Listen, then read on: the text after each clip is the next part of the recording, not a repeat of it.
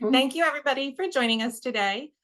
We are here to talk about wallet share, and I'm Christine Schessler. I'm NATSO's COO. I'm joined by Darren Schulte, who is our Vice President of Membership. And then we have two very special and much appreciated guests, two travel center operators. And I think they're both familiar faces to many of you, Dale Elks from Oasis and Sean Moman from PATS. Today, we are going to start out by sharing some information about surveys that NATSO has done, interviews with professional drivers, and of course, Darren, how many travel centers would you say you visited past year alone? Oh my Lord, too many to count these days. So Darren's observations from all of those travel centers and probably 1,000 that he's visited, in the past decade or so. But we're going to focus on what we've learned that relates to growing wallet share. And then we'll switch over about halfway through and talk with Dale and with Sean, and hopefully with all of you, about some of the ways that you can operationalize those survey results, that information, and turn it into increases in wallet share. And Darren, before we dive in, I'd probably start with that, and you can chime in on it. But why wallet share, right? Of all the things we could talk about today, we could talk about efficiency, we could talk about gaining more customers, but instead we chose to talk about how to provide more to your existing customer. And Darren, I'm going to let you speak to this one just a bit because I've heard you say this a lot. But when we look at why focus on selling more to your existing customer, it's because the competition for that customer is incredibly fierce. Darren, what would you say about that? I would agree. For those on the call on the event today that have been around as long as I have, you'll remember the days of Flying J and how dominant they were when they would roll into a particular market related to how they priced their fuel and so forth. And when you look at the total number of trucks that were on the road 30 years ago and look at the total number of drivers, 30 years later, that number really isn't that significantly larger. But competition really began to spark in our space prior to COVID, and since COVID, it's really increased. So for those of you that are seeing this new competition move into the space, see how they're doing their street pricing and or their different fintech programs that they may be accepting. We're all familiar with how much competition has just grown. And when you take a look at how challenging and how difficult, and more importantly, how expensive it is to get a new customer, just like it was back in the day when the J was an independent company, we have to return back to the days where we're focusing on wallet share. We've got them on our property, and how do we get more money out of that pocket while they're on our space? And here's some of the dynamics, and Darren alluded to these. So why is there so much more competition for that customer? And I think many of you on the call know this. One, convenience stores are now competing for that traditional travel center customer, right? That trucking customer, and they're doing a good job. They do good, fast, and affordable very well, especially when it comes to those food programs. Darren, yeah. Christine, I'll even add to that, not only the C-stores that are focused on the professional driver, but just those C-stores that are now popping up on the interstate, right? Mm-hmm. And that may have we'll talk about it a little bit later, maybe they have a Whataburger attached to them, or maybe they have a really robust grab-and-go food program. Our professional drivers are pulling over to the side of the road and visiting those locations. Yep. And then Darren also mentioned the fuel discount apps. And those are certainly changing the nature of competition for that fuel customer. And then we have this one, which I think folks have heard a little bit less about, but which is really an interesting trend. We've got non-traditional companies, non-retail companies who are in a way looking to provide products and services to that traditional trucking customer. And here we're talking about could be OEMs who are looking to create networks that can provide EV or hydrogen to the trucking customer. It could be technology companies, right? EV networks that are being talked about, or even autonomous vehicle networks. And if you're in the Sun Belt, You may be seeing that a lot more than someone who's up in the Dakotas, for example. But again, those are new players in the industry that are looking to provide services to that trucking customer. And Darren, I'll turn it over to you again in a second. But what do we do in this environment? There's an old business adage that you can do good, fast, and cheap if you pick two. You can't pick three. Is that a recipe for success for travel centers today? So for me, and again, for those of you who've heard me speak or talk with me on a regular basis, it has to be speed. If you look at if we're focusing on the core customer, and our secondary customer might be the car customer, but let's call it the core customer, the professional driver. He and she is by federal mandate forced to drive a certain number of hours. This is no news to anyone on the call today, but we've got to start really focusing on, how do we get this customer's money easier? If you really think about it, they're walking into our locations trying to hand us money, literally. And too often we're really making it quite challenging for them to give us that money. We have to really work hard to eliminate all of the obstacles that are making it difficult for that customer to pay us money. And I would carry that over even to the forecourt. When we think about our forecourt customer, with all the infrastructure issues, with all the delays in traffic, that forecourt customer who's coming into our store, it's the same type of principle. When we really take an honest look at our conversion rates on the backcourt, so the diesel customer coming inside, or the forecourt for the car customer coming inside, how much are they really, how many of them truly are spending money with us?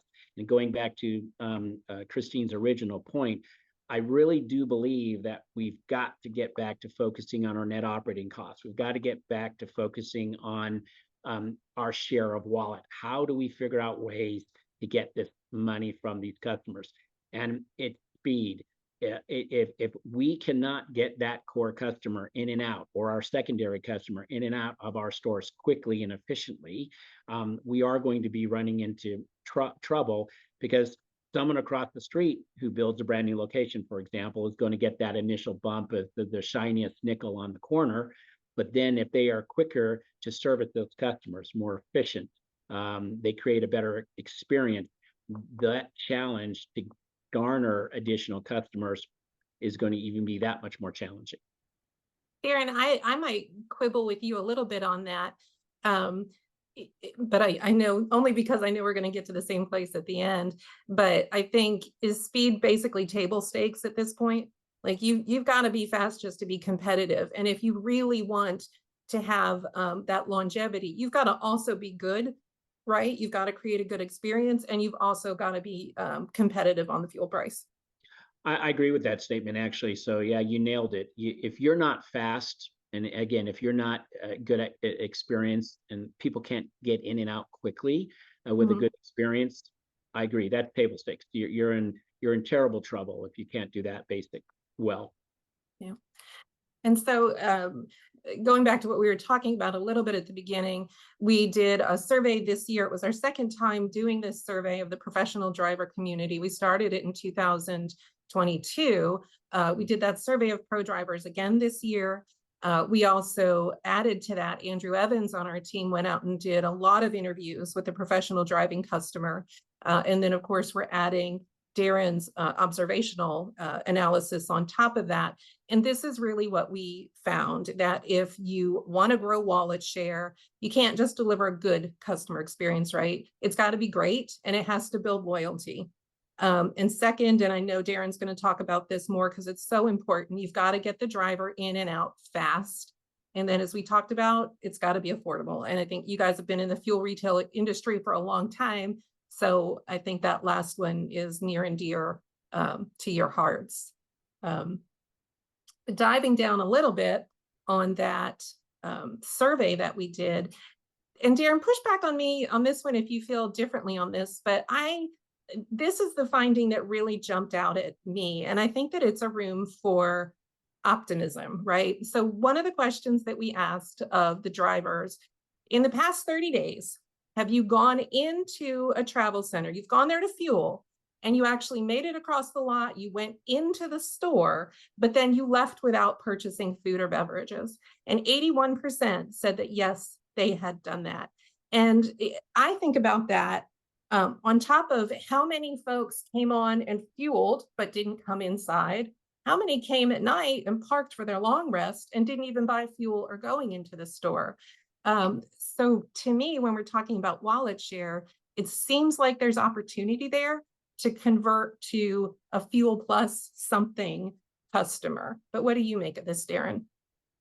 I agree with you. So if let's just say, for example, a travel center has 1,000 customers that stop in their property, and X percentage of those customers come inside, and let's just say they've got a conversion rate. So whether it's the forecourt or the backcourt, say combined of say 20%. So 20 out of 100 customers physically buy something. Think about the financial impact. Put it to pen and paper. What if you just moved that to 30%? What if you increased that conversion rate by 10% every single day, 365? Think about the financial impact. We often talk about, if you sell X number of candy bars in a day, if you were able to increase that by 100 candy bars extra, or maybe that's unrealistic to say another 20 candy bars a day, what would that produce in terms of revenue for your operation?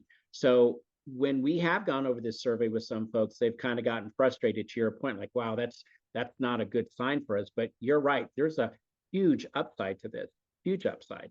The dollars in energy you would have to devote to get more people into your store is way higher than already those customers are already there. So they're physically walking into your store, not buying something. If you somehow can convert them, huge revenue opportunity. So I think this is a very telling slide, and it's really powerful information of how much opportunity our space has. And what's interesting is when you dive down a little deeper on this, when we asked them, why didn't you buy something? And the number one thing they said was, or the highest score there was, because I just came in to use the restroom and shower, right? To me, again, you've got an opportunity there, whether it's an impulse buy or something else, you've got an opportunity with that customer. And the second highest reason was because the wait times were too long, which goes back to your point about speed. And again, I think that's interesting, because once you know what the challenge is, then you can start figuring out how to overcome it. And we did dive down quite a bit on speed, and Darren and I have gone back and forth about this finding a good bit, because it's fascinating to me. But one of the things we asked was, how fast is fast, right? When it comes to fuel, from the time that you drive onto the lot, we were very specific about that, till the time you are done fueling, what do you consider to be fast fueling? And the average answer was 17 minutes. And Darren, share your thoughts on that, if you would. You bet. So again, those operators on the call today know that is incredibly challenging, if not literally impossible, because by the time often a driver will roll up and there is not an empty fueling station, or even if there is, the process of getting out of the truck, washing the lights, cleaning the bugs off the windshield, throwing away their trash, and then moving on. And again, I don't want to say it's 100% impossible, but think about that. If they think 17 minutes is fast, and you are a location that is doing some good volume, maybe you are best in class based on the number of fuel pumps you have on the back, it's very possible that it's now a 30-minute process, an entire process. So if the drivers believe that that's fast timing, and you're at one of those locations where you're busy, you might be way over what they expect to be fast time. So even though they're taking that 30-minute break, even if it is 17 minutes, right? Even if it's just 17 minutes, that means they've only got 13 minutes to come in, get something to eat, use the restroom, wash their hands, and do those types of things. So that, I think, is again a very powerful statement for the driver of what they think is fast, and then maybe what the reality is. Again, if the reality is more than that time, that's probably having a, a big impact on them coming in and spending money with you, especially if Yeah. your store is designed not to be friendly to that customer. Like say, for example, if you're offering, just throw this out, fuel-free coffee, and your coffee program is, you get X amount of gallons and you get a free coffee, but you station your coffee way, way in the back for that customer. So he or she gets out of it, when they're completed their fueling process, roll into your store, go all the way to the back to get their free coffee. That's probably dramatically, believe it or not, cut into the amount of time that they have to purchase something else in your store. Yeah. And it's interesting because we asked about speed inside the store as well. And I was really surprised by how strong that speed came across in these. We asked, how long are you willing to wait in line to purchase food, beverage, or supplies during driving hours? 58% said less than 5 minutes. 3% said they wouldn't wait in line at all. And then when we switched it up a little bit and said, well, how many people do you need to see in line before you leave without making a purchase? 13% said they would leave without purchase if there was just 2 people in line. And I think about, the travel centers I've been in, especially during a lunch rush, how many times there's been only 2 people in line. That's a pretty profound set of results, Darren. Yeah, like in today's, labor-strapped environment, all of us, I'm sure, maybe in our own stores, or we're seeing competitors that have like 1 or 2 folks working the store. My favorite Chick-fil-A just down the street from my house, most days in the morning, if you can believe it, has 2 employees. Think of that, a Chick-fil-A with 2 employees. So we've got to think about, again, if based on these statements from these drivers, they're telling us that they won't wait in line. We've got to be thinking about things in the future. Do we start moving towards more automated retail items in our stores? One of the examples I always give to people is you think about the process of purchasing your electronics. What does that process look like today? If a professional driver wants to buy a CB, he or she gets in line at the cashier behind the counter. They want to grab a CB. That cashier, does a wonderful job. I'll be right with you, sir. Let me work through this line.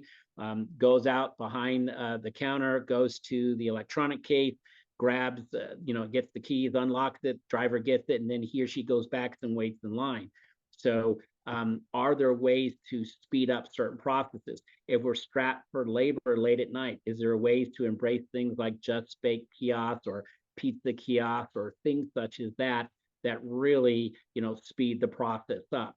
Even if we have, a restaurant, or even if we have other QSRs, are there ways to package cold or package hot food from those establishments, so people don't even have to wait in line? They go right to your grab and go, walk around if it's hot or cold, and just immediate leave. I think those are very, very, very positive, powerful statements. And those of you on the call that have had a store review or had a store visit with me, where we've actually, watched customers from the forecourt and tracked them, or watched customers from the back court and tracked them, and we see this happening right in front of our eyes, it's quite telling. What we see with our eyes, and then if it can be supported by data, it doesn't lie. And I know your customer, right? We come back to that over and over again. Watch your customer and see what's really happening at your location. One of the tools, of course, that people talk about in terms of speeding the customer transaction, the customer experience along, is self-checkout. And it's interesting because you would think after some of these results that self-checkout would be a slam dunk. But let's listen. This is one of the interviews that our colleague Andrew Evans did over the summer with an over-the-road driver. I believe her name is Mel. And she's going to talk a little bit about that balance between speed and great customer experience. I am not a fan of self-checkout. I think it takes the heartbeat away. I think that it's the process of phasing out people. And as truck drivers, we don't have a lot of human interaction with other people. And you see it a lot with truck drivers. They are a little socially awkward because we don't sit down and have meals together like we used to. So when you take that person away from the counter, that's one less human interaction that we get. That is literally like ostracizing us just a little bit more. You know, putting us out here again. We're by ourselves all day in the truck, and now we're checking ourselves out so we don't have any human interaction, which is only going to make society worse, in my opinion. So it's hard to balance that, right, with the need that they also have for speed. And one of the questions that we asked on the survey, we asked, what do they prefer? Is it speed of service? Is it friendly, personable service? Or do you have to have both? And 2/3 said that they have to have both. Does that mean we do without self-checkout, Darren? No. I think, again, it's a balancing act. So those of you that are looking at self-checkout and or have already employed it, I think we first, as operators, have to understand it's not going to be a reduction in labor. It's going to be what I firmly believe, a redeployment of your labor.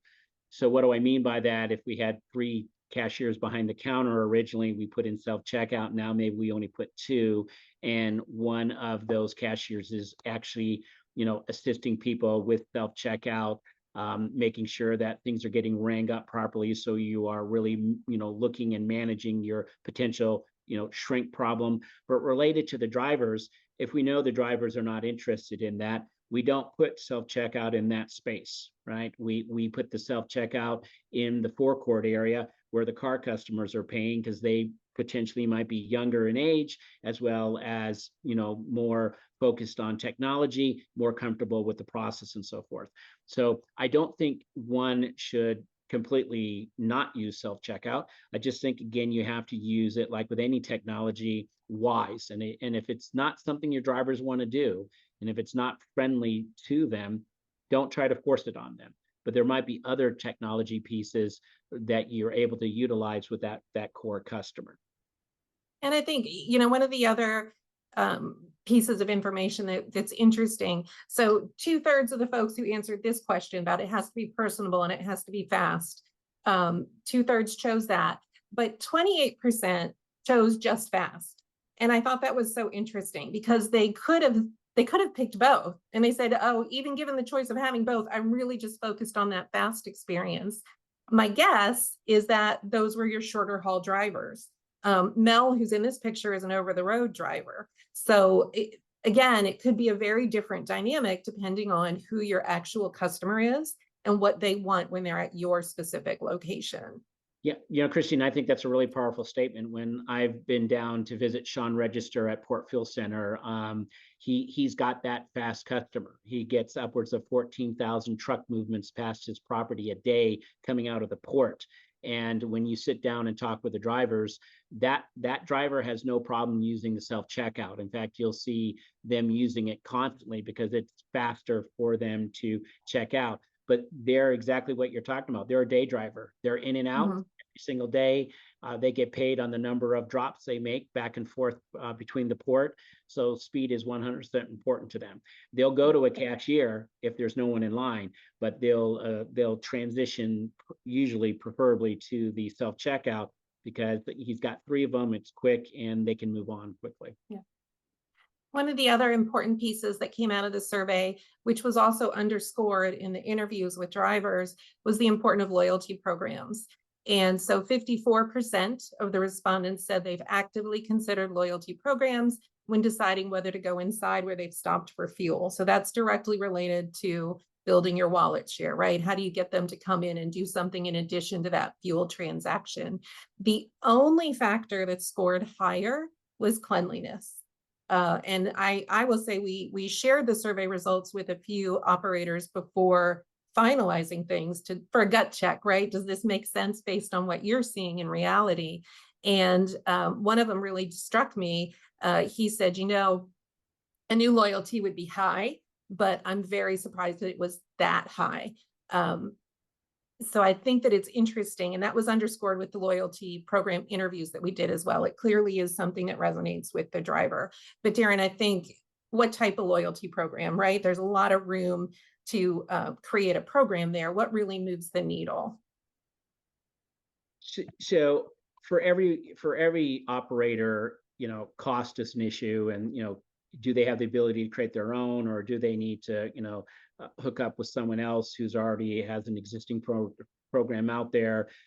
Do they work with their big oil if they are branded in the forecourt? So I'm not going to get into that. What I always stress to people is whether you have a digital loyalty program on an app or a card-based loyalty program on a card or a stamp program, right? Like where I go get my haircut, boom, they still stamp stuff. Regardless of what you're using, you really have to focus again on who your customer is. And I know that can be challenging, especially for interstate locations that have a very transient customer. But many of our travel centers do have a certain type of demographic customer that shops with them. And that's what I would focus on. For example, many years ago, and so this may not resonate with anyone on the phone call, at Petro, we started to look at, could we drive more local traffic on Sundays into our travel centers for morning breakfasts, because we had to compete against the likes of Denny's and Cracker Barrel and those types of businesses. So what we did is we created a program where if they come inside and buy a Fruity Tooty fresh and fruity breakfast, we would give them a discount on gasoline. And that really worked quite well for us, incredibly well, because during our surveys of the customers that would come inside, they would tell us, well, you know what, I go to church, and then after church, we usually end up going to somewhere to buy, breakfast. And if I know that I can go to a place and buy my breakfast and then I get a discount on my gasoline, I'm going to choose that over a place where I can't. And I don't want to say that we all can do something like that, but what is important? So if you think of an owner operator and then you think of a fleet driver, for a fleet driver, offering any kind of loyalty program that gives them a discount on fuel, for that really doesn't mean anything to that driver. But what if you gave them a discount on fuel that they could apply anytime to their program? So if it's a local dump truck driver or a cement driver or somebody like that, what if they knew that every time they fueled and bought stuff with you besides fuel, but inside the store, so you're trying to drive that customer inside the store, they could get a discount on their gasoline purchase for their own personal car or something like that. Again, more challenging for those of us that have all transient customers, but I think that's the most important thing about loyalty.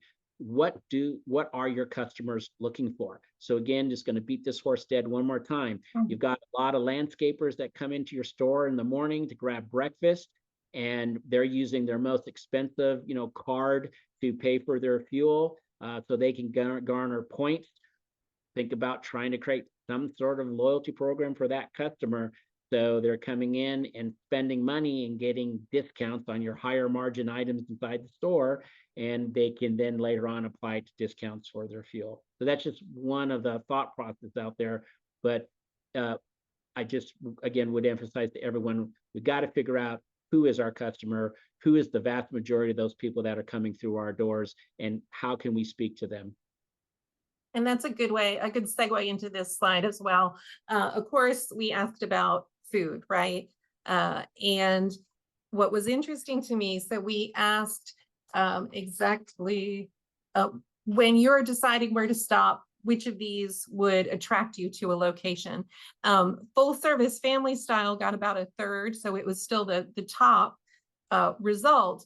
But if you add up the faster options that are on here, fast food or QSR chain or fast, fresh, grab and go, mom and pop, 50% chose that. So 33% chose full service, 50% selected a faster option. And again, I think, Darren, this comes down to know exactly who your customer is and which one fits for them, right? Full service may be very appealing to your over-the-road driver, but if you've got a lot more of those short haul local drivers, maybe one of the other options is a better fit. What do you think? I agree. We kind of talked at the beginning about the Flying J situation, about competition, but one of the things that's also changed is, fuel economy. Our vehicles, right, wrong, or indifferent, get better fuel mileage. So that means is even though the pie of professional drivers hasn't changed per se that much, they are stopping at our businesses less often, right? So this pie, and I'm very adamant about this. I look at this pie, not that 33% want a full service. I'm saying there's 67% or basically, you know, to your point, 50%. That's one in three have picked some other different type of way to get their food. And again, it's either fast or grab and go. So when you look at this survey, you look at all the things we've just already talked about, it's funny, again, it's a speed issue. It's a speed issue. So again, in a perfect environment, do you put in some sort of food offering that allows for your core customer, the professional driver, to sit down? Maybe you do. Maybe it's a boutique type of food offering that with limited seating, very limited seating, that really is only either a breakfast and or maybe a dinner offering, or maybe a breakfast or a lunch offering based on your customer type. And then you throw in a QSR maybe as your anchor to your business, and then the rest is made up with, you know, grab and go food program. You know, we had a member who had a independent operator who was a franchise operator of TA Petro, and his deli would do close to 200,000, sometimes over $200,000 in sales a month. It did more than any one of his QSRs that he had in his location. He had multiple QSRs and did significantly more than his full service restaurant. So when you think about something like that, and he was a big pumper, 1 million to 1.5 million gallons a month in diesel, big pumper. But when you think about something like that, so he's getting a lot of professional drivers pulling into his store, but his deli is doing that kind of volume. That's also supported by car customers, obviously.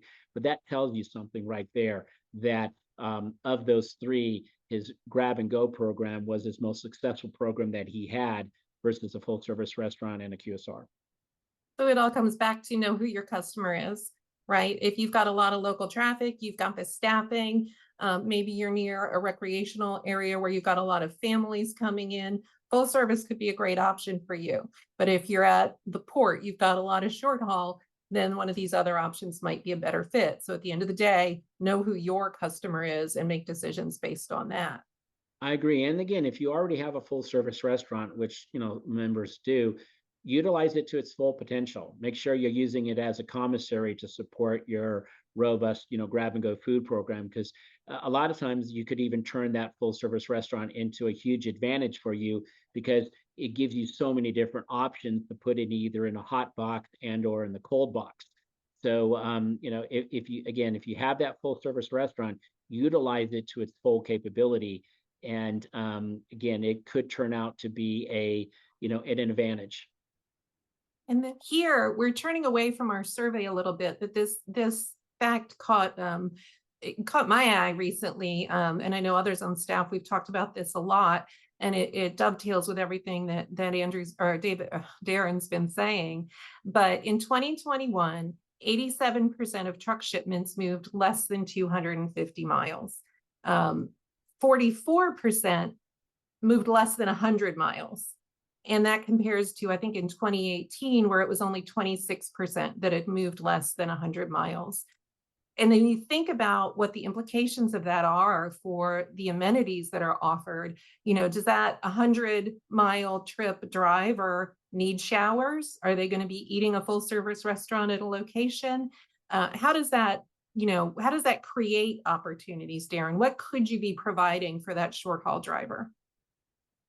So I've kind of sounded like a broken record here, but again, knowing these facts, again, these are hard facts.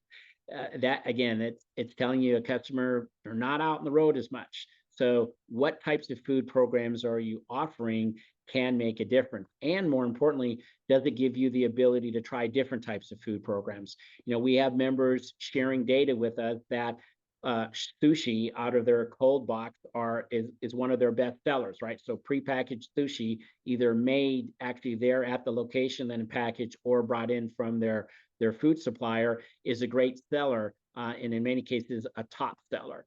So also things such as Asian food, other Asian food offerings, or Indian food offerings. Maybe even Caribbean food types of offerings. As our members are getting more sophisticated related to what type of food offerings they're trying to sell to their customers and who their customers are, these are the things, again, these short hauls, it's not the same customer, right? It's not the same customer like when I started, he or she is driving across the United States. So you may all of a sudden find yourself with multiple different types of demographic driver types.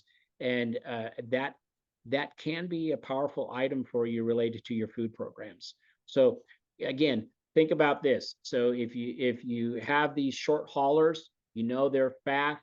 Do you make sure that you have a cold box or a hot box really close to the front of the register where they walk in? Do you offer, things that they can eat easily while they're driving down the road? During lunchtime, is it a 20-ounce bottle of milk and a peanut butter jelly sandwich with some Lay's potato chips? In the morning, is it a 20-ounce orange juice with a banana and a yogurt, or maybe that's difficult to eat, but a banana and a muffin or something like that, that's already prepackaged and put in a bag for them, right? With a price on it.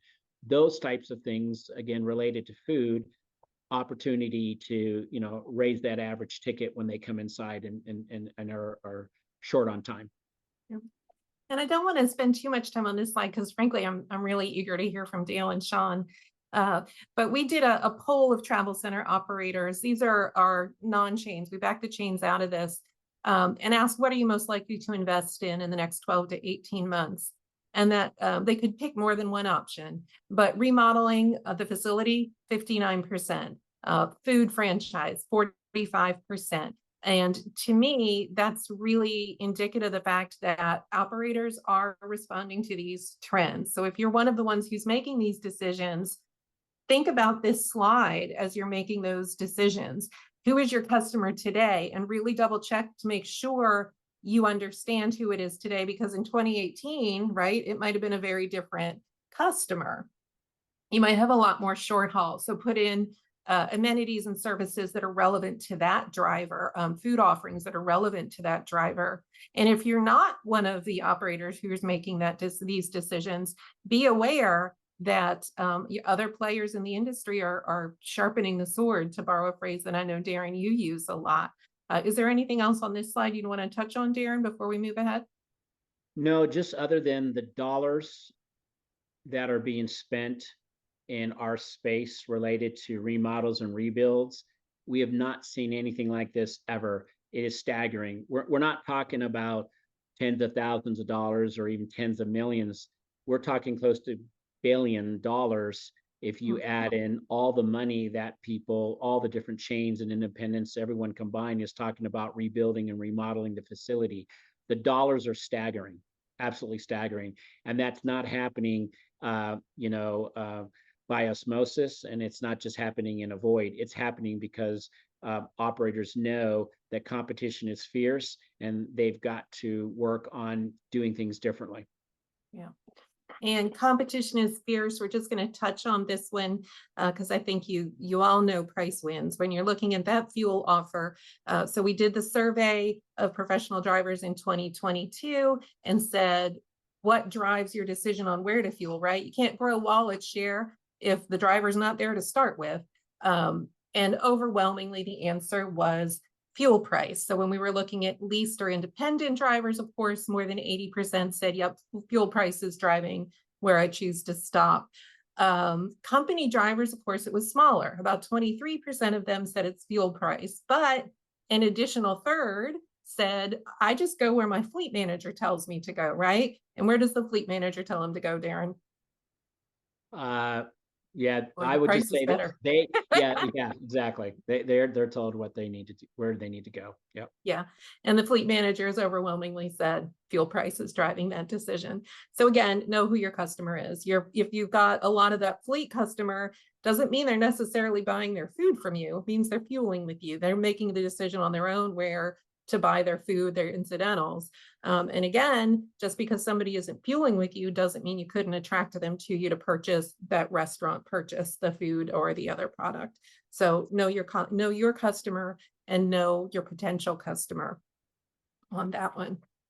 And now is the really good part, the Q&A. But as I mentioned earlier, We're not going to ask Darren and me the Q&A. We're going to ask Dale and Sean, and then open it up for others who are on the phone or on the Zoom. And if you want to share on any of the questions we're about to go through, put it in the Q&A or raise your hand. Amy Toner, who is the executive director of our foundation, is with us, and she'll let you know when it's time to unmute your mic for you to share an idea. Dale and Sean, you ready to go? All right. I am going to start with Dale. I'm going to pick on you first. So, you know, it's hard, right? It's hard to get the driver to come across the lot to come in the store, especially with the time constraints we've talked about. So what have you tried, Dale? Whether it's worked or not, the good, bad, and the ugly, what have you tried? Oh, we've tried a bunch of stuff that didn't work, I'll tell you that. But some of the things that we've really tried to entice drivers to come in, you know, especially if the driver's never been to your location, is they don't know what it looks like inside.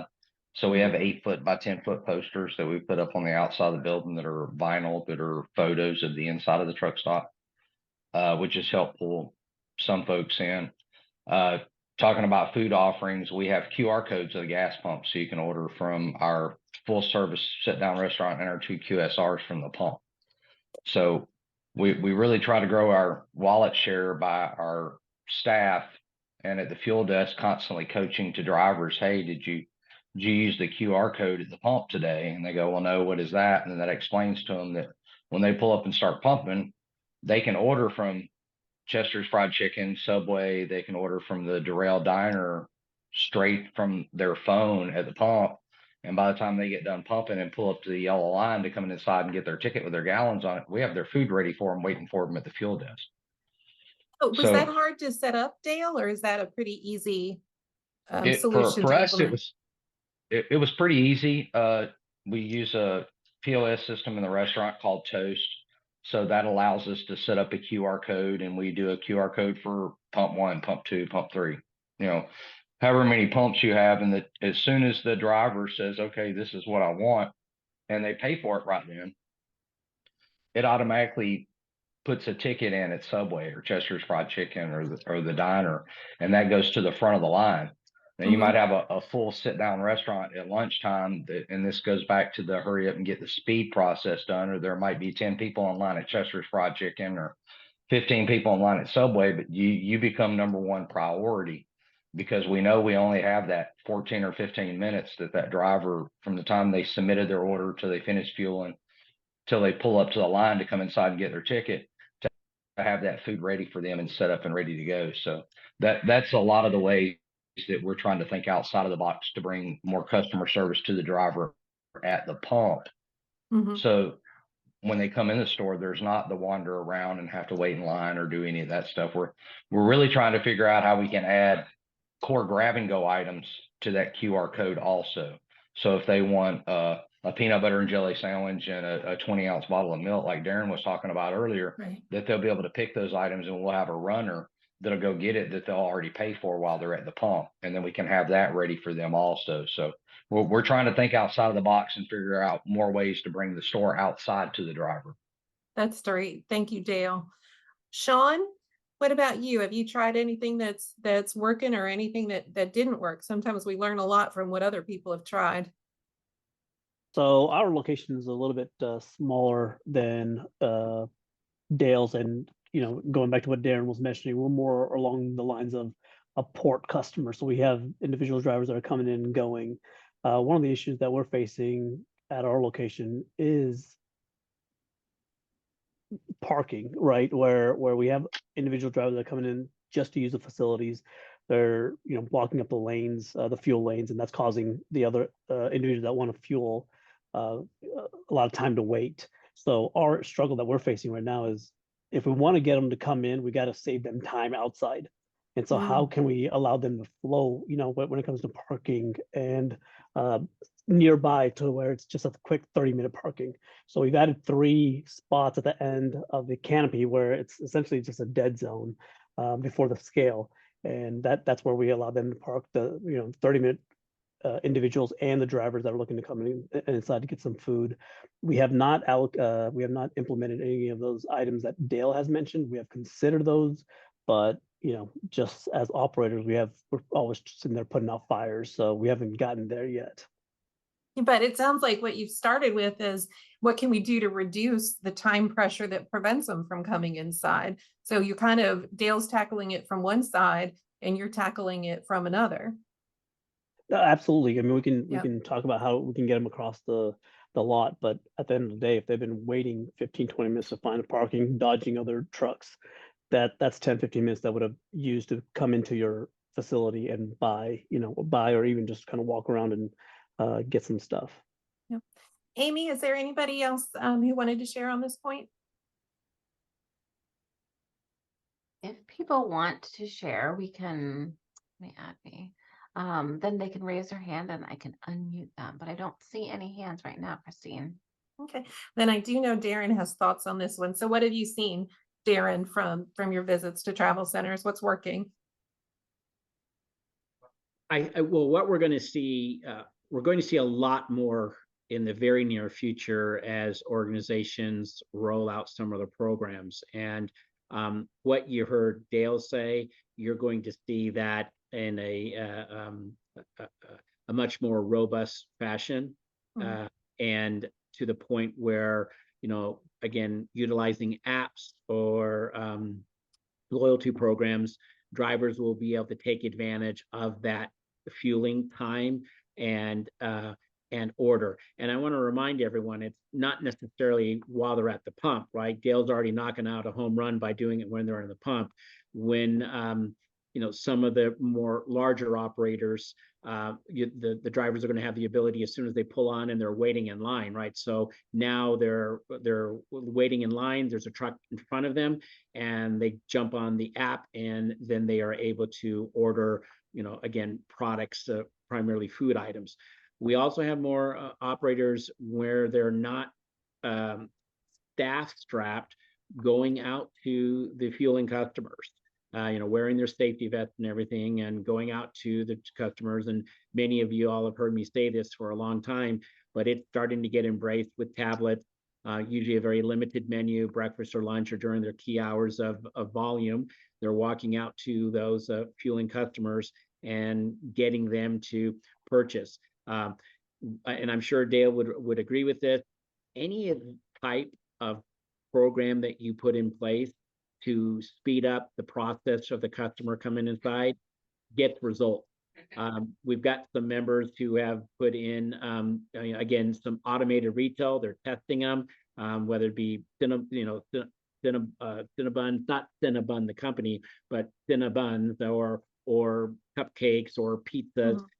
Same type of results. They're saying that they are being utilized. Now, granted, they're not, what I would call P&L make or breakers, but people are beginning to utilize that. So things are happening now at a very low kind of level, but within a year or so, I think if we were to have this webinar a year from now, we'd be talking about what others are already doing significantly in this space.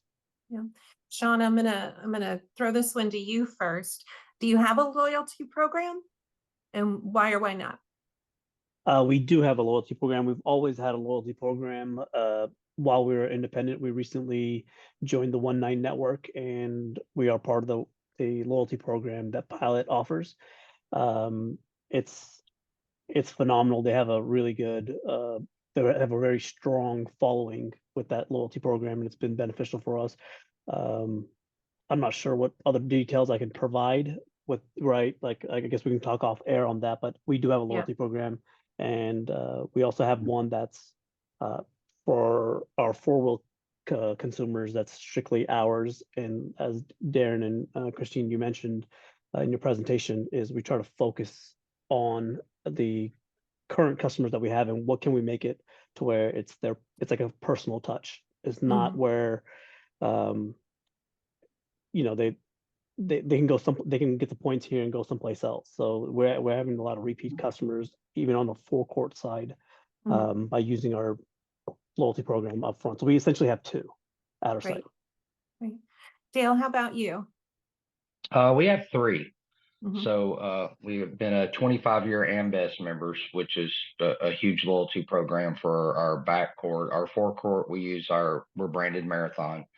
So we use that, and then we have our own loyalty program that we use in the store for our concept, our Durrell Diner, which we tie our grab and go with that. And so we try to do a lot of intermingling, but the Amidst really brings us a lot of drivers to our location, which helps us improve on building that relationship, because you get to see a lot of, for us, I'm being on I-10, but we see a lot of the same OTR drivers all the time. So it's building that relationship with them and educating. You got to educate your drivers. If you don't educate your drivers, no matter what you have, what you're doing, if they don't know you have it, they're never going to use it. So that's why we constantly ask the questions of, hey, do you know about the QR codes at the pump? Do you know what it does? This is what it'll do for you. This is where it'll save you some time. So a loyalty program is as good as what you're going to put into it. If you're not willing to do the back-breaking work and invest the time and energy into your loyalty program, at the end of the day, you just have an app or you having a card that nobody does anything with, because you're not doing anything with it. Amy, was there anybody who wanted to jump in on this one? Not yet. Any raised hands? Sometimes it takes a second, Christine. Okay. In regards to the loyalty program, there's several companies out there. I would just recommend having any of the attendees just kind of calling them, and as Dale said, put some work into it, right? Figure out which one's the best solution for you. It's not a silver bullet. Everyone operates a little bit differently, and so see what works best for you, and see if they'll provide you a trial, or see what they can do to help you out. Right. Know your own customer, right, Sean? It has to fit for your unique customer base and your staffing. Absolutely. Yep. And that, and I told Dale I wrote this question just for him, because I have heard him talk about staff so often, and I love his enthusiasm for it. But whether we're talking about, as you touched on, making sure your loyalty program is successful, but just in general, growing wallet share, what's your staff's role in it? Is it always a technology solution, or is there a people side of that? Oh, there's a huge people side into it. Everybody sells a product, so we're all in the people business. Whether you're selling potato chips or you're selling diesel, you're still in the people business, because people still have to purchase it. So the biggest part of it is we do a lot of programs in house that for our staff and running contests. Who has the most loyalty points redeemed at the end of the month gets $50. And we'll have a daily contest that we do, that we have what we call Oasis Bucks. So we have our own Monopoly money we use inside the truck stop for our staff. And somebody goes away above and beyond, or you hear a cashier really explaining to drivers what the loyalty program is, or how to use the QR code at the pump, and we reward them immediately. We walk around with the Monopoly money in our pocket, and they can use it to buy gas. They can use it to buy something to eat. They can use it for whatever they want to use it in the store. So that's a excuse me, that's a rewarding piece to your staff, because they see that they get rewarded when they're really trying to push our program and our business for them. And that's beyond the technology. That's almost back to the basics of ABCs. But as long as you're doing that, you're going to win, because they're putting forth the extra effort. Because I'm not waiting on every customer at the fuel desk, or every customer at the gas desk, or every customer at anything else that we have. I mean, we have a large facility, so there's no way I can do it. But you have to reward and constantly coach and train your staff to be that ambassador for you. And as long as they're that ambassador for you and they're pushing what they need to be pushing, you're going to gain wallet share that way, just by educating the driver, educating the customer. And Sean, building on that, you mentioned how your location is different, and you have a lot more of that shorter haul port customer. Your staff doesn't have as much time as Dale's might to make that sale. How do you see your staff's role here in building wallet share and loyalty? I don't say this often, but I have to agree with what Dale is saying, which is we can sit here and put a lot of investments into technology aspect, but if the drivers don't know that we have it, it's useless, right? And y'all are recording this, right? Because Sean said I was right. We'll put that at the convention so everybody hears it. Okay.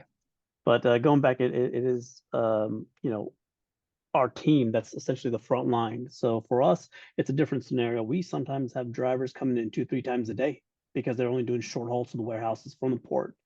And so for them, we want them to feel like it's their location, that they feel welcome. And we, if the customer that's coming in the morning, similar to what Darren was mentioning about doing some sort of combo deals, we will try to do whatever we can to have their products ready to go. If it's anything from behind the food line or from behind the counter and standpoint of tobacco or lottery tickets, we'll have that ready to rock and roll. And so they usually appreciate that because some of you have been on a call with me and I've gone through my local Starbucks line where they know my order, and it caught my wife off guard. And I was like, well, this is the reason I come here. I pass up 2 other Starbucks, but I come here because I don't have to say my order again, right? So it's that customer service aspect wise. So by using the loyalty points that they have and providing them with great customer service and the speed of service for my customer base, that's very important.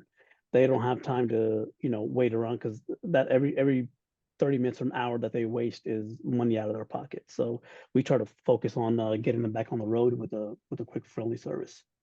So you're giving them the speed they need for a business purpose, but then you're also making them feel like that VIP, right? They're a regular, and we all love that, right? When we go and somebody has, hey, Christine, the usual, makes us feel special and gives us that connection, right? Absolutely. And it goes back to what Dale was mentioning. If there's a long line and you're just there to pick up your food, which has already been paid for, right? Like that you have that VIP kind of feeling. But for our situation, we don't have the technology that Dale has, but we have the repeat customers, so we know what they want, and we just do whatever we can to get them through the line and expedite the process. Amy, anybody we should let chime in? We don't have any takers. Darren, what's your thought on this, on the role of staff? I don't have much really to add, based on what Dale and Sean said. I think what they're saying, and again, they were not coached at all. It's reminiscent to what we're just talking about, right? And it ties into so much of what our drivers. And again, I want to say it's also car customers, right? Yeah. What the traveling public, either the professional driver or the public, is looking for, I believe, nowadays in our businesses. Yeah. And that's a good segue into this one. We have to be fast. You guys have both hit on that, and we have to be personal. People want to understand that we're a human customer, not just another count on our ticker. So how does that relate to your food program strategy and your selection? How do you get both of those accomplished? Sean, why don't I pick on you first? I know you have a really well-rounded food program. So sure. So it takes a lot of brainstorming, right? Because what we do or what we did, and we'll still continue to do, is essentially put ourselves in the driver's seat with the professional drivers, but as well as the four-wheel traffic. What are they trying to look for? So when I know one of the earlier slides you had was, what are the operators doing the next, I think it was 5 years or so, comes to remodeling and putting a food service concept in. Yeah. Well, when it came down to remodeling, we looked at the floor plan and kind of walked through it mentally, right? So if a driver's coming in, we know our customers are focused on speed. They want to get in and get out, but we want to make sure that they leave with something. How can we do that? So we, focused on, well, let's put all the hot zones where our fountain, our open air cooler, our hot boxes, our cold cases, all those things are in their path between the door and our POS system. Mm-hmm. So if they're looking for speed, well, look, okay, well, I'm hungry. Let me grab this and let me get this. I'm heading to the register. I'm going to go ahead and, get pump number 1 on, right? But at the same time, I have food in my hand. So we have another POS next to it. So they can essentially, they don't have to get out of line and go to another line. They can do both at once and then be out the door. And so you're again, it's about the speed, providing them the food options. And then the food wise, we actually have it to where it's already prepackaged. We make it on site, and then we prepackage it in that walkway. So how they're walking from the door to the POS counter area, we have hot boxes, as I mentioned, and we have them ready for before the rush starts. But then we also know that there's consumers and customers out there that are not going to want to buy something that's already prepackaged, so they want to be able to see it. Pizza, we could sit here and make fresh pizzas, box it up right in front of them, but they want it out of that case. And so we have two areas for them. So we have, the customer that's really looking for speed and getting in, getting out, not worried about the pizza already being in a box. They'll grab the box and they'll go to the counter and pay for it. We have the other ones that will say, well, can you get me a slice of cheese or pepperoni or whatever out of the case, right? So we're trying to cater to both. It's in the same footprint, so it's not really overextending ourselves with labor. It's there. We use the same deli team members to be able to do it, but we're trying to cater to as many different type of customers that we have, and in a fast way. And that's so interesting. And we've seen that trend in a way coming on in the general consumer base for, the past 10 years or so, right? That we all want it the way we want it. So it's not a one size fits all anymore. And it sounds like you've done a pretty brilliant job of walking in your customers' shoes to understand how your setup really relates to them, but also treating them as individuals. It's not just one type of customer. There's a mix, and you understand how it works from all of their experiences. Correct, because we not only have the drivers, but we have the individuals that work at the port, that work at the warehouses. They may have time, right? They may want to sit down outside if the weather is nice and have their meal there, or hurry up and just take it back. So we have to be able to cater to them. And when we get the customers in, that they're coming in, as Darren mentioned, like landscapers, right? It's not usually just one or two people. There's a nice team of 8 to 10 people walking in at the same time. So how can we make sure that we're ready for them, and being able to make sure that the products that they are looking for today, they have. We also do one other thing, which we kind of copied off of, is we looked at another. Thanks to Darren, I was able to go and travel outside of our market and go look at some other sites in other markets, and they were doing a food program where every day there was a daily special. So it's not the same old same. I mean, we're in Texas, so every corner has 2 to 3 taco places. So we don't do tacos, because everyone, if they need tacos, they can go someplace else to get it. We don't want to be catering to that customer, because the competition is already high there. But we offer, Salisbury steaks on a specific day, chicken fried steak, chicken fried chicken, lasagna, like on certain days throughout the week. And that's every Tuesday you're going to get lasagna. Every Monday you're going to get Salisbury steak. And at first we were like, oh, we're losing a lot of money. But we started having customers and guests come back and say, hey, what did you guys do with the Salisbury steak? I really enjoyed that, right? Like it was they can have a warm meal instead of a cold meal, and they can sit down and have a Salisbury steak with 2 sides. So just again, talking to the customers, playing with it, have fun with it, right? It's not, we're not going to hit 1,000. We gotta make sure that we're kind of playing with it and just adapting to what our customers are looking for. Yeah. And Dale, how about you? I know you've got the Durrell Diner. How does this fast and personal play into your food program decisions? Well, we really noticed when ELD really hit the market for us as being an independent and seeing more independent drivers, and the big box stores that seeing the corporate drivers on ELD for a while, we saw a huge drop in our sales in our sit down restaurant. So the big thing was, okay, how do we attack this? How do we get that? So that's when we started the QR code at the pump to help drive that. But we also noticed that our only grab and go options were mainly in the forecourt. We didn't have anything in the backcourt. So we actually made an investment to put the exact same setup that we have in the forecourt in the backcourt. We actually took and put coolers up against the wall. We ran a lot of reports and did a lot of data analysis on what are the top selling items, because we could run it just through Trendar at the backcourt as to what drivers were buying. So we moved that area back there, so it's right as soon as you come in the back door. So that helps that fast part of them being able to get something from the grab and go really quickly. We also noticed that a lot of drivers would want to go to Chester's Fried Chicken, for an example, and get 3 tenders, but they also had picked up a bar of soap, some shampoo, other items that they wanted to store. And we were having a problem with is, okay, well, now we got a QSR that can't ring that up. So people were leaving items they couldn't get. So we went a totally different approach and actually took the same POS system that we run in the forecourt. We took a Ruby Commander and put it at the QSR and then programmed it for the QSR. So now you can ring up anything in the entire store. Oh, So we wow. wanted to grow that wallet share because I saw so many drivers wanting to give us so much money and they didn't have time to get in 2 lines. So I'm like, hey, if they want to give me all their money, I'm going to take as much of it as I possibly can right here. So you can go to Chester's Fried Chicken and buy a pair of jeans and a t-shirt and shampoo and get 2 chicken thighs and cash out at one point sale at one time. So that's a lot of things that we work on is fast. And then you still got the personable side of it because they're still seeing a cashier. They're still seeing a smiley face that, and all of our Chester cashiers know exactly what we sell in the store or how it's sold.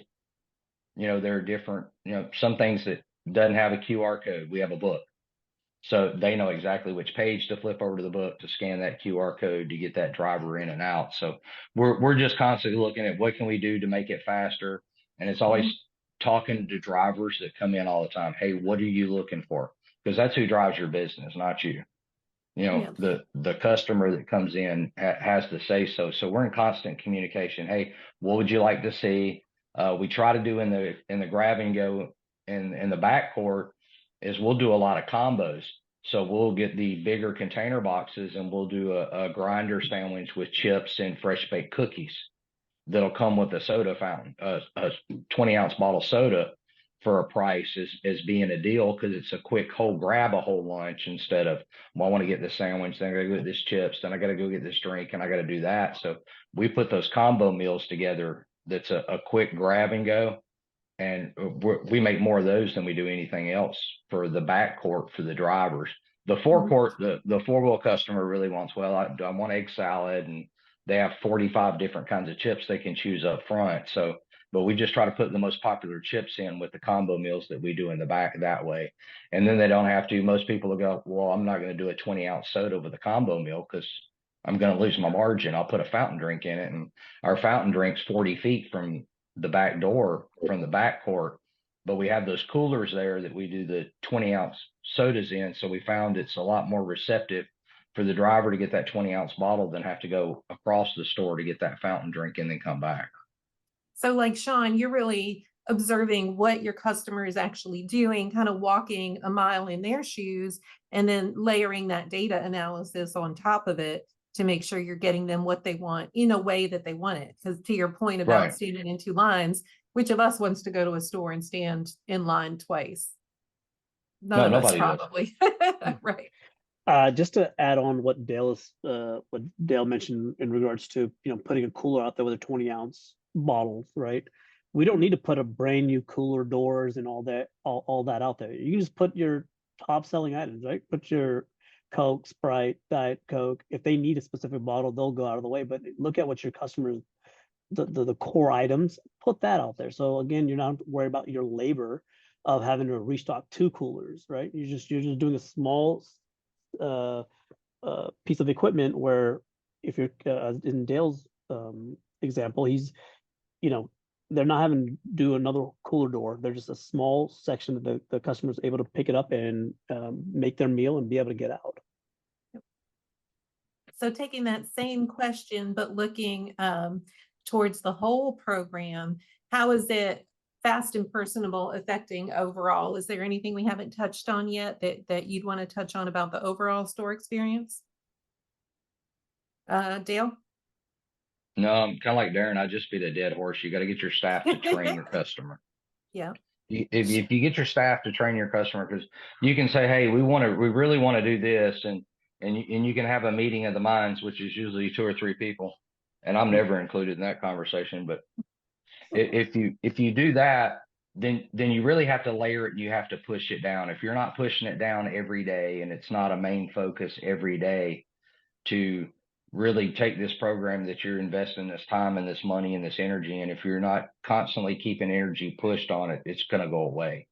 Yeah. And when it goes away, that really hurts your business, period. So it's a constant coaching and talking up your staff. Make it fun for your staff. So we do contests. Money makes it fun for everybody, right? Right. So we make it fun for the staff and do contests, and we post it up on a bulletin board, and everybody can see who's leading and who's behind, and you can go to that person and go, are you going to let Susie beat you this week? Well, no. And then that shift, they're just driven and pushing the programs that you want to push that creates value for your business. And all you're doing is it's just a little incentive. It's just a little push. But if you have to educate the customer that comes in. Yeah. The staff can know about it, but if it's not conveyed, the customer doesn't know, and you're not doing anything good except wasting your breath. Yeah. Sean, how about you? Anything that you'd add on that we haven't touched on yet?